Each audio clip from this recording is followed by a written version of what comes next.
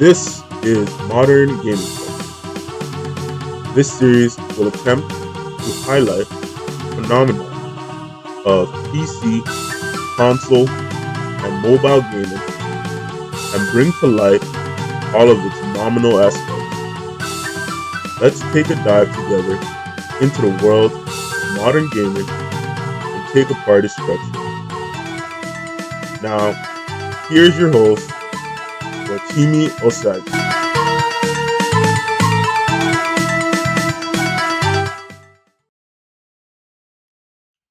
Alright, this is Modern Game Culture. This is episode 32, Modern Game Culture, episode 3 of Deck Profile Series, or G Block. So, Scarlet and Violet, Sun Heroes just came out. Product's still coming into stores, but Sun Heroes is out. But it's not going to be legal for another 2 weeks. So it's up to Phantasmal Flames. And like I promised, this is going to be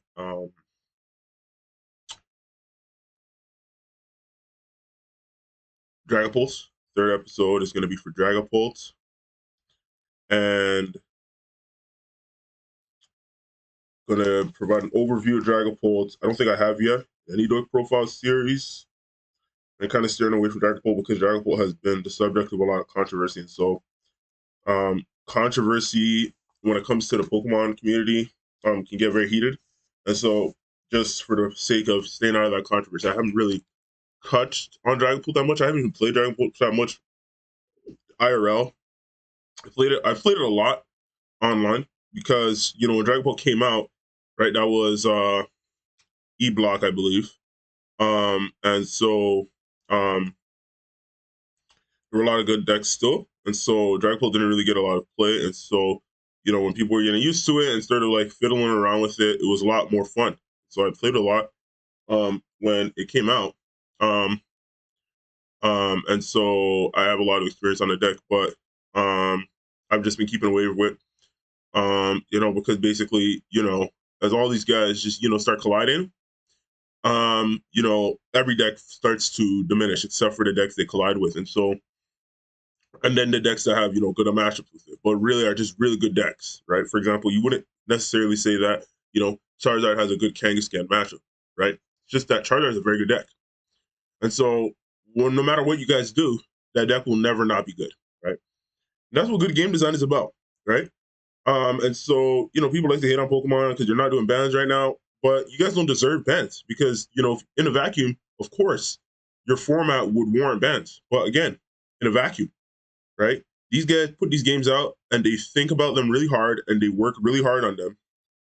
And, they have so many hoops they have to jump through. And so it's not something where, oh, we made a mistake. No, you guys didn't make a mistake. You guys made a mistake, right? Because you guys refused to play the game, right? And so as a result, you're going to get your garbage formats, right? And so I haven't been really touching on sort of formats from sort of like a perspective like that since I did, the expose series, I think for F Block.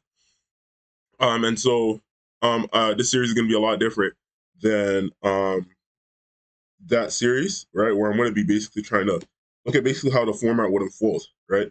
So this is third episode, and we're doing Dragapult, and I'm even going to find this a little interesting because honestly, with a lot of the stuff I was preparing for, to do this episode, to not really see unfold like that is really interesting, right? And very ironic too, considering I'm the one making this, deck profile series, and so it's like, oh, I would take a very personal stance on it, and it seems like that's not really the case. And so that's really interesting. So this is basically where I just left off, right? Before I start this video, and so you'll notice, if you have two brain cells to run together, that this deck has 59 cards in it, and the 60th card was Badoo, of course. So this list, as you can see, is from Mega Evolutions.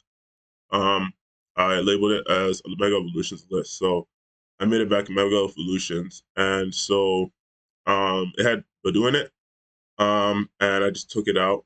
And then I was looking and I was like, yo, why does this deck have 59 cards? I realized, yeah, I put out Badu. And so, the thing about Dragapult is that, um, Dragapult, is a deck that's not really going to get shaken up by the format too much, right? You have a lot of interesting cards that can be played in Dragapult right now, like Megalodios EX, since its attack cost is the same as Dragapult, right? Fire and Psychic.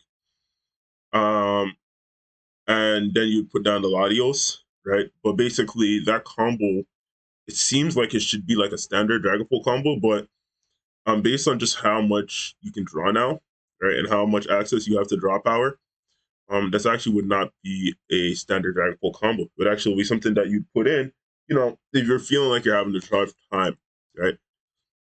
But basically, just based on how the format's unfolding, right, with this kind of like in a vacuum format, they're kind of playing. You would definitely have to play that standard, right? And you'd need to have 2 slots at least dedicated to a Megalodios, and then Megalodios EX, and then a Latios, right? But I really just want to cover Dragapult in a vacuum, and so I'm not going to really get into that too much, and I'm going to really try to just provide an overview of Dragapult, right?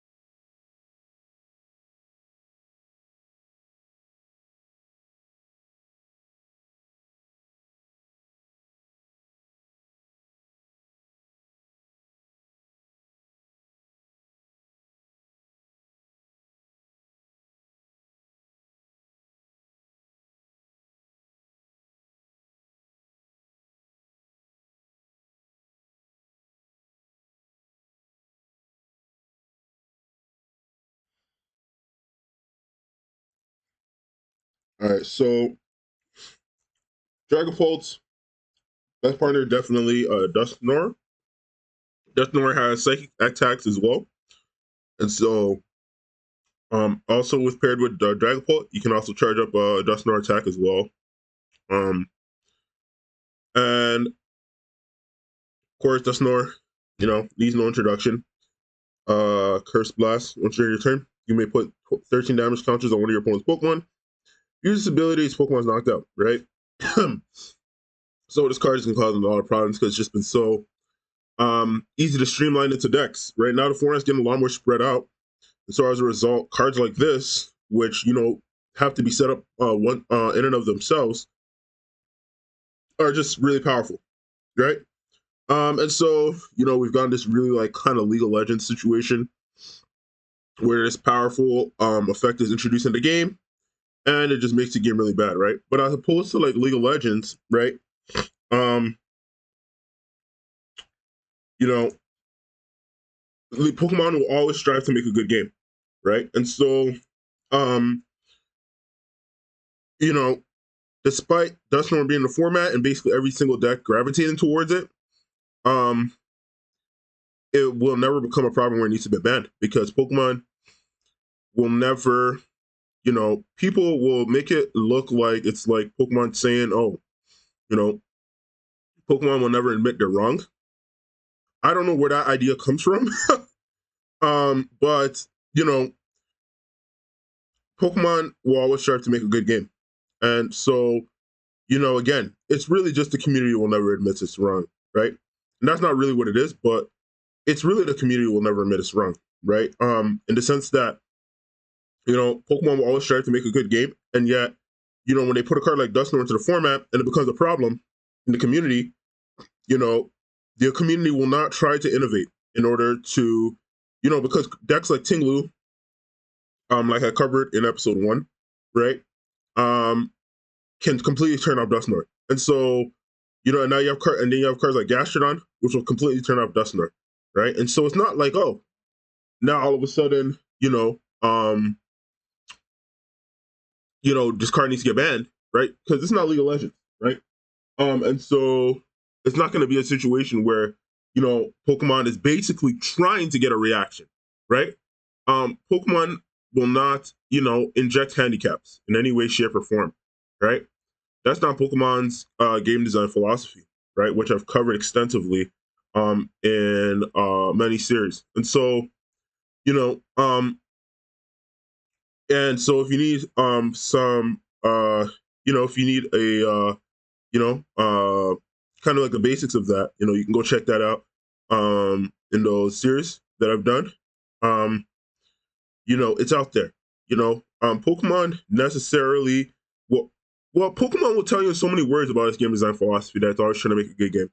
Pokemon is best media franchise in the world, and so what's it called? So Pokemon will not, it will not blue ball its community, right? And in so many words, it tells you that, right? Um, so this idea that somehow, and the bottom line is just, um, the community hasn't done its homework, right? They want to claim like they're somehow so, they're like ballers, right? And bells, right? But, nothing could be further from the truth, right? You just have ordinary guys and girls, coming off the street and basically taking advantage of a level market. That's really what you have with the Pokemon community, right?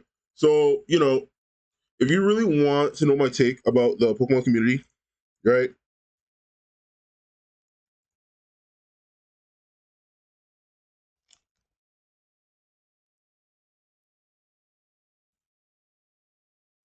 The Pokemon community is just a bunch of ordinary guys and girls coming off the street trying to take advantage of a leveled market, right?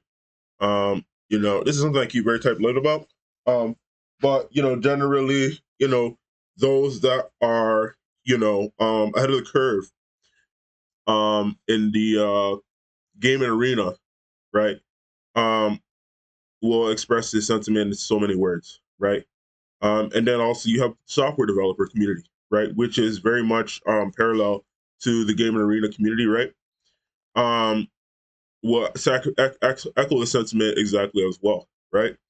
And so, you know, um, this is not something that is a secret, particularly, right? Um, we're under no delusion, right? Despite how bad things have gotten, that somehow, you know, um, Pokemon's doing a bad job, or you have to point the fingers at Pokemon or anything like that. You know, it's outrageous, right? Pokemon is doing the best they can, and Pokemon is actually doing a great job. There's not nothing that Pokemon is necessarily, doing wrong. right? You know, if you want to argue Riot, is games is definitely doing some pretty bad stuff for sure, right? Trying to say their shit doesn't stink, right? And then a lot of these other gaming companies, you know, Epic Games, etc., right, are trying to say this shit doesn't stink as well, right? Now they're trying to absorb IPs, right, to sort of compensate for, you know, their shit stinking, right? You know, Wizards of the Coast with Magic the Gathering, right? You have like Multiverses, right? Smite, um, and you know, Fortnite, right? So trying to argue that their shit doesn't stink, right? When clearly it does, right? And Pokemon shit doesn't stink, right? So, you know, that's really what drives my passion for, you know, Pokemon is that, you know, all things considered, you know, Pokemon is not um trying to tell you shit doesn't stink when it does. Pokemon does a great job, right? It doesn't matter what you think about Pokemon, doesn't matter how you feel about Pokemon, doesn't matter what damage you think Pokemon has done, which hasn't done any directly, right? Um Pokemon shit doesn't stink, right? And Pokemon is doing a great job, right? You can argue all the other things, right? You know, Pokemon are fascist, whatever, right? I'm not trying to, you know, trade this AI to, you know, flag this video or anything like that. So I'm not going to get into anything profane, right? But, you know, you could argue all that other stuff, all the other devious stuff that Pokemon may or may not be doing, right? That Pokemon, you know, may not parallel with, right? Which, you know, it most certainly may or may not, most certainly may though, right? Um, and all that, right? In between, right? That's not what we're talking about. We're talking about the actual game Pokemon, right? The actual game, right? Pokemon, right? And so it's not like, oh, you know, um, oh, like, oh, Rotimi, you know, why you always play bad decks, whatever, right? You know, Rotimi, why do you talk so much about the game and you don't go to, well, whatever, right? Um, you know, you like to, you know, and again, if you're somehow some of these people that I'm talking about that have made it this far into this video, right, or even into my body of work and in our publishing, you know, congratulations, of course, you know, brava, right, of course. And so, you know, you like to sort of poo-poo things, right? Um, you like to,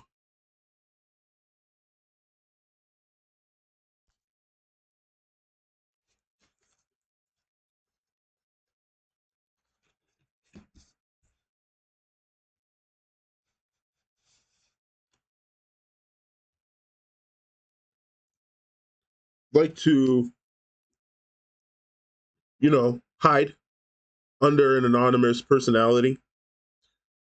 Um, you like to do things from the covers, right? You're a no go, you're a no do gooder that performs no do goodery. um, you are a plague. You're a blight. um, and I'm saying this, you know, out into internet land, right? Come see me in person, and I'll tell it to your face. You know, you are pawn scum. Okay. Um, you are the lowest forms of life, you know, out there in the known universe. And come and see me about it. All right. That's, you know, Rotimio Sagi coming up to the public, Pokemon community, and, you know, daring you guys, you know, because I know not one of you, you know, um, in time will be able to, you know, hear this, right? And somehow, you know, quote unquote, you know, be afraid about it. And so I'll just tell you out, right? For testimony, right? To truth about the Pokemon community. Come and see me about it, all right? All right.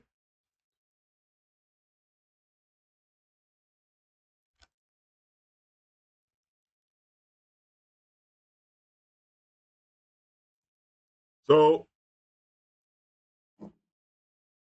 this deck has 59 cards in it. So honestly, you can just put Fast and Deputy, right?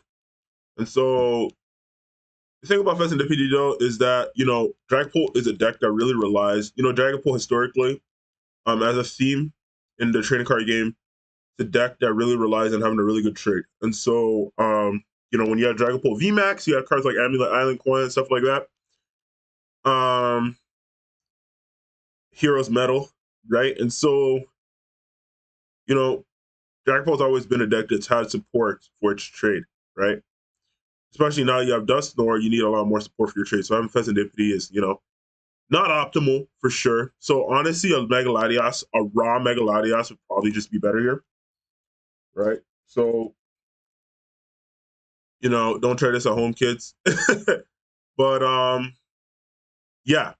And so then you could actually just put a Latios, right? And then a Latios, right? And then you could probably just cut, like an Iono, for example. Second Machine Devolution is not that great right now. And that's actually 59. But you'd be able to just put something like, for example, another Team Evolution. This card's always strong with this deck. So having 2 copies is not that bad. And yeah, basically what you do is you can retreat the Dragapult with something like a rescue board. Then you could just attach to the Latios. Attach 1 energy to the Latios and you have a 300 damage attack. So it just really helps your trade with all these tag team decks that can hit up to numbers like 410 HP, right? And so, yeah, that's basically kind of the idea, right? So, I don't know, there's some weird people out there, honestly. I had an encounter, just as a side note, um, at the store, and this kid was basically he plays Pokemon, and sort of like his methodology for sort of observing, you know, um, you know, gameplay discrepancies through software. Kind of showing my hand a little here, but is basically how you have like the abbreviation for health points, HP. And so when I was basically giving him a rundown, um he had like a whole bunch of like um abbreviations, quote unquote abbreviations, in the form of like random combination of two letter, that's why I talk about the gaming arena is, I call it the greatest minds in society, right? Because again, getting to public school is no small feat, right? It doesn't matter how easy school can be if you just focus. Getting through school is no how smart feat. And so this kid basically had all these 2 letter abbreviations, right, which are basically for the equivalent of HP, right? Right. And so COVID fucked everybody, right? And so obviously, COVID was no sweat off our back because we are already, ahead of the curve anyways, right? And we're a lot older too. But for a lot of these kids that are like 20, 21 years old, right? Even still, when we were 20, 21 years old, we are still pretty much still like babies, right? But these guys are like protozoa compared to how we were when we were 20, 21 years old, right? And so, that's just so funny. And I just completely lost my train of thought because that was just so outrageous. But yeah. And so yeah, I was talking about how Pokemon get hit 410 HP. So yeah, Megalodios, would be just very good card to have in this deck, right? And basically you're not even going to attack with it more than once, right? And it has a 40 HP attack. And so it's not something where you're not necessarily going to be not attacking with it afterwards. It has a 40 damage attack for any energy. So, even after you've comboed with it, you can still attack with it, right? It doesn't become, a blight on your board, right? Unintended, right? So yeah, sort of to get back on the sort of theme of this series, right? With kind of how the format would unfold, right? Um, you know,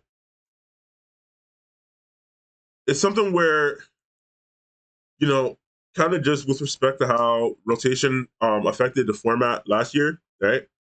Um, Dragapult is a deck that's just gonna pop back up, right? When all these decks, all their support, especially Iono, and I think a couple of search cards are also being rotated as well, right? And I'm just around a lot of Yu-Gi-Oh players, and so when they talk about rotations, generally it's ban lists, right? But Yu-Gi-Oh is just a lot different than Pokemon because Yu-Gi-Oh, I refer to it as like a gambling mythos. I haven't really got a lot into I have, but definitely not as extensive as I want to really feel content about really putting it out. But yeah, Yu-Gi-Oh, kind of just throwing a bone here. Yu-Gi-Oh, I refer to as like a gambling mythos, right? So you definitely can tell that like Konami, if you've been around your neck of the woods, right? Konami does a lot of casino machines. That's like their bottom line for business. Casino machine and casino machine repair. And so, essentially, if you want to like kind of connect the dots with like Konami's involvement with Yu-Gi-Oh, being that Konami is the benefactor for Yu-Gi-Oh, you can tell that Konami was definitely charged, right, to basically put this game out, right, but probably like no do-gooders, right. I'm sort of doing a lot of compiling and sort of like theory crafting, world building, etc. for a series that I want to put out under a very successful company as well, right? But the difference is that this is not necessarily something that's sort of like how Konami was charged to put out Yu-Gi-Oh. This is definitely more of a organic, private sector, if you will, project, right? So it's a lot different, right? Konami already had brand awareness, all that stuff, billion-dollar company ahead of its time, whatever, right? And we're basically fighting the same battles everyone else is fighting, right? And also trying to put this work out as well. So it's a lot different. And so, I know that I've been very influential and I've been a very effective and very impactful, right? And very successful, right? But, um, again, right? I think in the last episode I pointed out, the problem is, for example, there is only one Rotimi Osagi, right? So as successful and fruitful as I've been, right? And understanding I've basically made the impact to a level of, Konami, etc., right? And the Pokemon Company, Game Freak, right? Um, Again, right? Those are like, hundreds of people, you know, who are basically like hundreds of Rotimi. I mean, like Rotimi, right?